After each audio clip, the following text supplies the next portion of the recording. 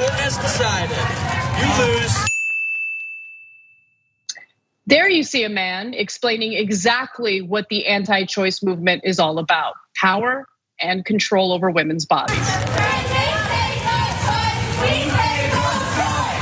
You have no choice.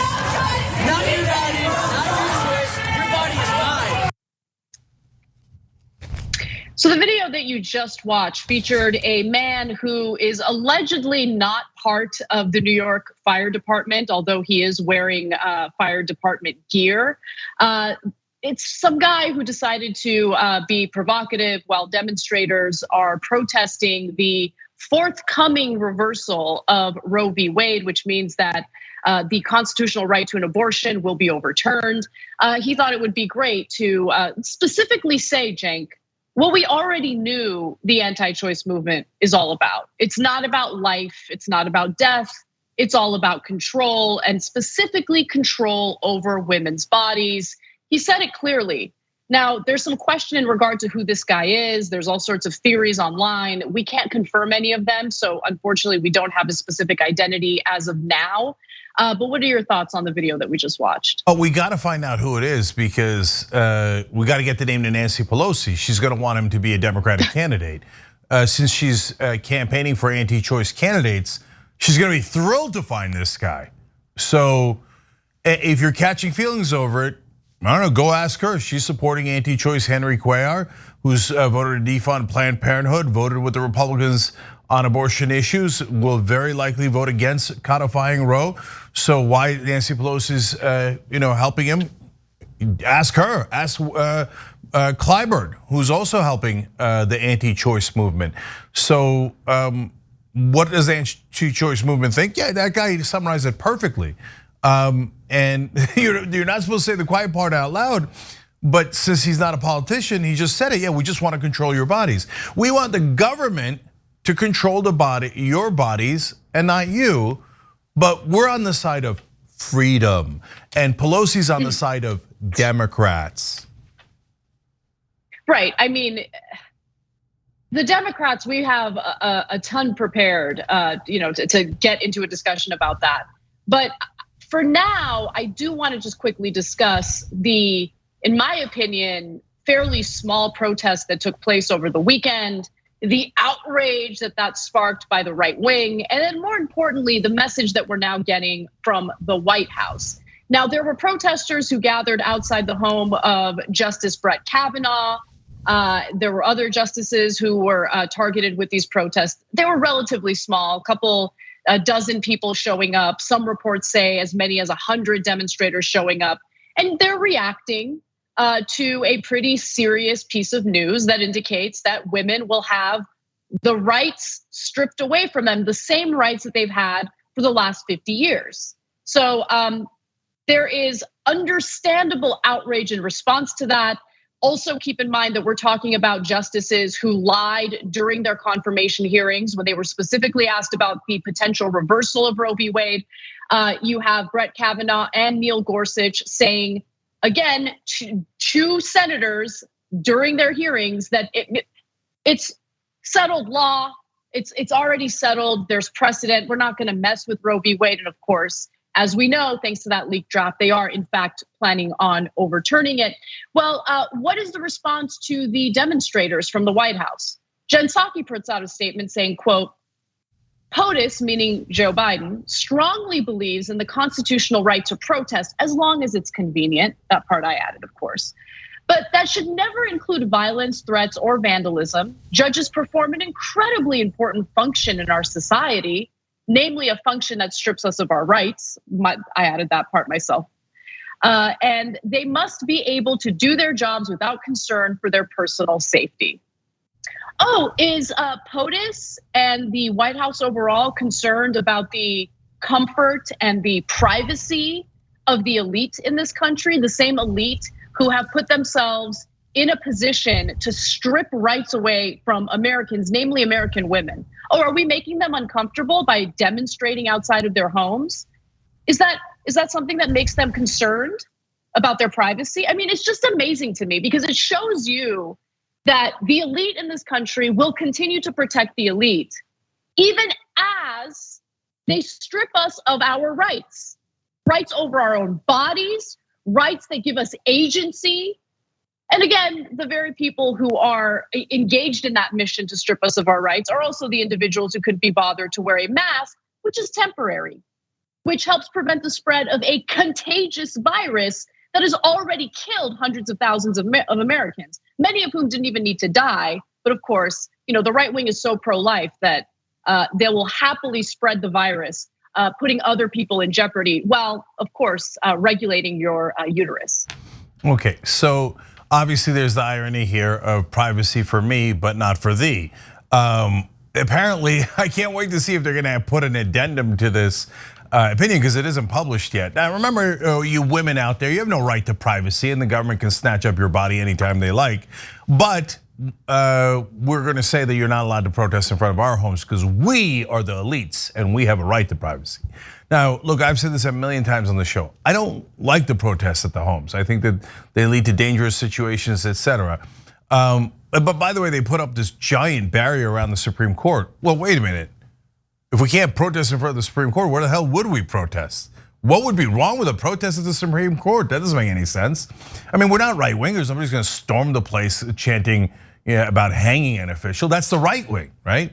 And there's no indication of that. And in terms of hypocrisy here, I'll reiterate a point I made on the first day, and now it's all over social media a week later. Christine Blasey Ford, how about her privacy? Right-wing monsters went to her home over and over and over. She had to keep switching different places she was at. Was everybody just beside themselves in anger over that? No, barely noticed. The right wing loved it. So there's just no end to their goddamn hypocrisy. And as they did all this, and the Biden administration says, "Oh, no, we must protect the elites and the right wing." Okay, fine, no problem. I don't like the home protests anyway. But did it gain you any fans in the right wing? I'm sure that they say, "Oh, well, now Biden's moderate because he's looking to protect them." No, of course not. Instead of Fox News host Steve Hilton turned around and said Biden is a fascist because he's threatening the lives of the Supreme Court justices. Yeah, so in fact, why don't we go to that video, because I want you to see how insane his argument is. And this is, you know what, the Biden administration deserves it. They deserve it because they cower to the extremists in the right wing over and over again, thinking that they're gonna get cookies for it, but they get slapped down over and over again because guess what? The right wing understands politics. Whereas the Democratic Party, I mean, they just love the right wing making them their bitches. They love it. So here's Steve Hilton doing just that. Oh, you see fascism down the line, do you? It is already here. Thanks to your guy. They talk about fascism. Jen Psaki was asked what Biden thinks about Supreme Court justices being targets for potential violence in the wake of the leaked ruling. So he doesn't care if they're protesting outside the Supreme Court or outside someone's private residence. I don't have an official US government position on where people protest. No official government position on where people protest. These protests outside John Roberts' house, outside Brett Kavanaugh's house, they're against the law. But the Biden regime has no position on it. Biden has still not condemned it. He wants this. Biden wants rule by the mob, not the rule of law. This is not the behavior of a man who's fit to be the leader of the free world. He promised to be a unifying healer and ended up an authoritarian demagogue. An authoritarian demagogue.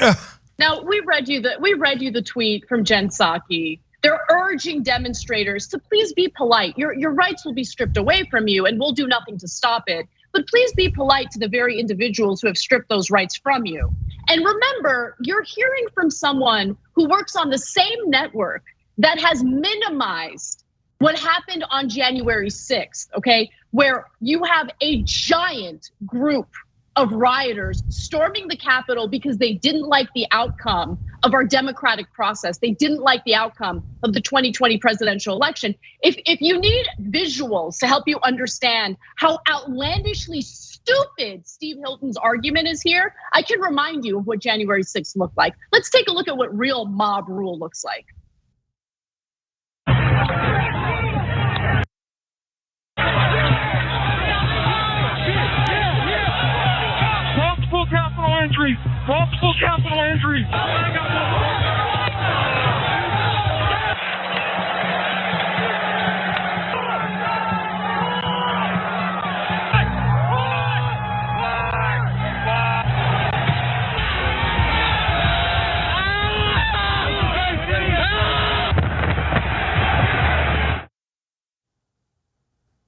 So let's not get it twisted about the double standard that we're seeing from right-wing commentators like Steve Hilton, okay? Right-wing extremists engaging in mob rule, engaging in riots, engaging in forms of intimidation, coercion, whatever it is, hunky-dory, they're doing nothing wrong. In fact, it's the equivalent of going on a friendly little tour in the nation's capital. But when it comes to people who are enraged, they're feeling justified rage because they will no longer have agency over their own rights. A couple dozen of them get together in front of Brett Kavanaugh's house. Oh my God, this is fascism, this is fascism. And you know who falls for it? The Democrats, the White House, Biden with his impotent, weak, pathetic leadership. That's what we see. That is what is really happening and transpiring in front of us right now. So Steve Hilton has been on this show, and I know him a little bit because of that. And I know that he's actually a really bright guy. So there's no way. Come on, Cenk. No, hold on. Listen to what I'm saying. There's no way that he believes that stuff. I guarantee you that he thinks his audience is a bunch of dupes, and he could feed them any lie and get away with it. I mean, he just talked about rule by mob. He knows his audience loves the mob, and he said authoritarian, threatening lives. His audience that loves the January 6th mob, that mob was literally chanting, "Hang Mike Pence, hang Mike Pence." They were calling for murder of their own vice president. Steve Hilton, Fox News, has no problem with that. You dare to protest us taking away the freedom of all women in the country and having the jackbooted thugs of the government control their bodies? How dare you? You're authoritarian and fascist. Look, it's a massive trolling operation. He's rubbing it in the Democrats' faces. It doesn't matter what you do. It doesn't matter how much you surrender to us. We're still gonna call you fascist and authoritarian. Why? Number one, we're gonna take the power of that word away. So when my fascist friends actually do a violent takeover of the government, well, we smeared everybody as fascist so no one can tell. And besides which, he's correctly deduced that the Democrats are bitches. And all you have to do is slap them across the face, okay? And I don't, and I just want to be clear about it, obviously, proverbially. Although with the Republicans, they might literally do it. And Biden might be like, oh, thank you, sir. Oh God, that felt so good for a Republican to acknowledge me and to have contact with me. So, and now you say, hey, Cenk, that's too much. Come on, you can't say that. Biden wouldn't give in to Steve Hilton, but wait a minute, he did. The statement from Psaki was after the Fox News segment. Biden said, oh, I'm so sorry, I'll kiss your ass, Steve Hilton. I'll kiss your ass, Fox News. No, idiot Biden. You're supposed to be fighting them. You're supposed to be fighting them, not kissing their ass. And you kissed it and did it help? They called you a fascist anyway. You're never gonna understand this game. Biden is frozen in amber. He's 280 years old, and he's like, I remember when we were bipartisan in the 1600s. Well, I really liked the Federalists and the Whigs and all those folks, okay? And the Bull Moose Party. You moron. Every time they see your weakness, they actually pounce on it and make it 10 times worse. And every time, like an idiot, you go out there and apologize to them and give them what they want. You're supposed to be fighting for us, but we're the only people saying it. The rest of the mainstream media is telling everybody how brave and strong the Democrats are and how they're gonna fight, I guess, this decision. They're not fighting anything, they've already surrendered. Thanks for watching The Young Turks, really appreciate it. Another way to show support is through YouTube memberships. You'll get to interact with us more. There's live chat emojis, badges. You've got emojis of me, Anna, John, JR, so those are super fun. But you also get playback of our exclusive member-only shows and specials right after they air. So all of that, all you gotta do is click that join button right underneath the video. Thank you.